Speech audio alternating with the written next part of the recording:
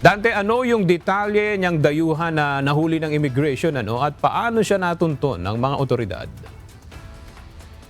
Magandang tanghali aga, iprinisinta nga ng Bureau of Immigration o BI ngayong umaga ang isang Chinese national na naaresto sa Batangas Port noong February 20. Kinilala ang suspect na si Zi Lingguan na gumagamit ng iba't ibang pangalan tulad ng Shi Ningguan at Mike C. Aga nagpakilala ang suspect na isang Pilipino sa pamamagitan ng pagpresenta ng iba't ibang fraudulently acquired o illegal ang paraan ng pagkuha ng mga Philippine document. Kabilang na dyan ang Philippine passport na ginamit anya nito para makabiyahe din siya sa iba't ibang bansa. Nakakuha din ito ng driver's license.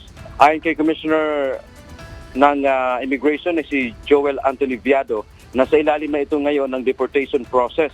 Pero kung sakali anyang may kasong kriminal na isasampa sa kanya, ay maaring hindi pa ito maipa-deport.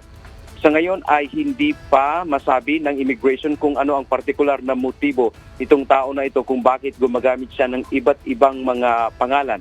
Isa sa tinitingnan aga ng immigration ay maaaring nagkaroon ng espionage o ng spy itong Chinese national dito sa bansa. Kaya naman kailangan daw ito ng mas malalimang investigasyon at nakipag-coordinate naman sila sa mga law enforcement agency tulad ng Philippine National Police para magkaroon ng malalim na investigasyon at kung sakasakaling ang mapatutunayan na may mabigat pang kriminal na ginawa itong suspect na ito ay hindi muna siya maipapadeport, maaaring mag-serve muna siya ng sentensya kung sakasakaling mapapatunayang gumawa pa siya ng ibang krimen.